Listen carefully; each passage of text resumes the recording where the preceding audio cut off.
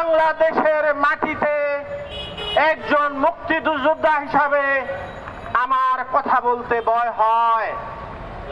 আমাকে কখন গুম করে ফেলে, কখন বন্দী করে ফেলে, কখন নানা অজুহাতে নানান মামলায় জড়িয়ে দেয়।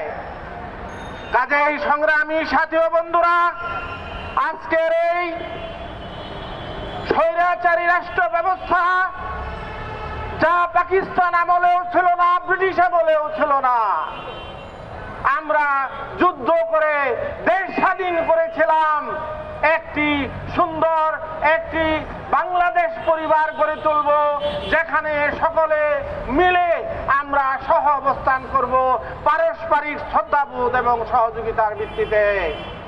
কিন্তু সংগ্রামী সাথী ও বন্ধুরা, তার বালাই মাত্র নেই।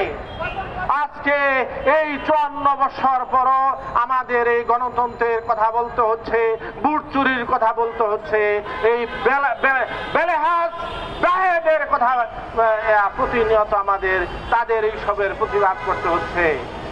সংগ্রামী সাথী ও বন্ধুরা, আজকে ভারত যেভাবে আমাদের উপর চেপে বসেছে, আপনারা জানেন যে কিছুদিন পূর্বে ভারতের পররাষ্ট্রমন্ত্রী জয়শঙ্কর সে বিবিসির একটি সাক্ষাৎকারে বলেছে, বাংলাদেশ একটি অপ্রত্যাশিত রাষ্ট্র যা ভারতের জন্য গলার কাটা।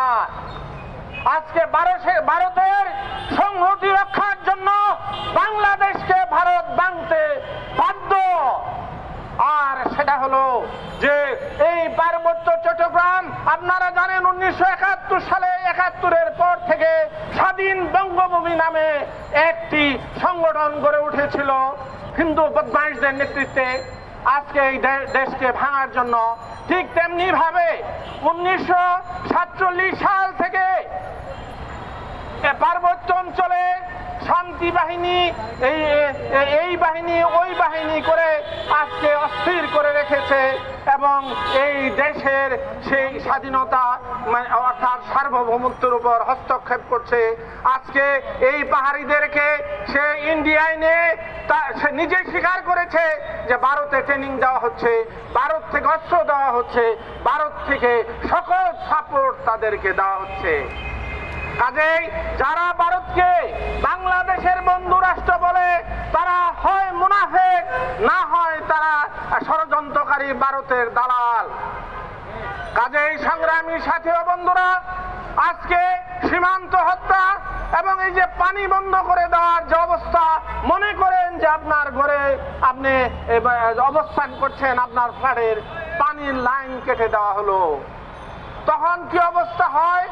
রাষ্ট্রীয়ভাবে আজকে যখন বাংলাদেশের ন্যায্য পানি প্রাকৃতিক প্রবাহ বন্ধ করে দেয়, আজকে সেই পানি সে নানান কৃত্রিম উপায়ে বিভিন্ন ভাবে তাদের কাজে লাগাচ্ছে আর আমাদের দেশকে মরুভূমিতে পরিণত করছে। এই ষড়যন্ত্রকারীরা আবার বাংলাদেশের বন্ধু হয় কি করে?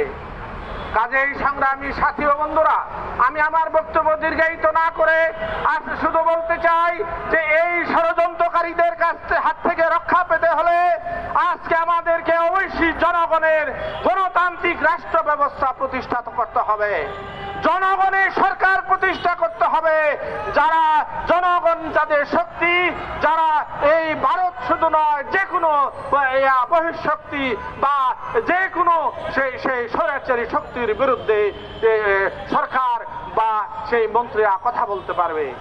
কাজে আজকে এই যে কারণে আমি সবাইকে আহ্বান করব, আসুন রাস্তায় আসুন, প্রতিবাদ করুন। আজকে এই অবৈধ এই স্বৈরাচারী সেই দুর্বৃত্ত সরকারকে যে ক্ষমতাচ্যুত করে একটি গণতান্ত্রিক রাষ্ট্র ব্যবস্থা প্রতিষ্ঠার যে আকাঙ্ক্ষা নিয়ে আমরা স্বাধীন বাংলাদেশ প্রতিষ্ঠা করেছিলাম, তার ধারাবাহিকতায় আবার সংগ্রাম গড়ে তুলি। প্রয়োজন বোধে সশস্ত্র সংগ্রামের মধ্য দিয়ে আমরা এই দেশকে পূর্ণ স্বাধীন করে ছাড়বো ইনশাআল্লাহ।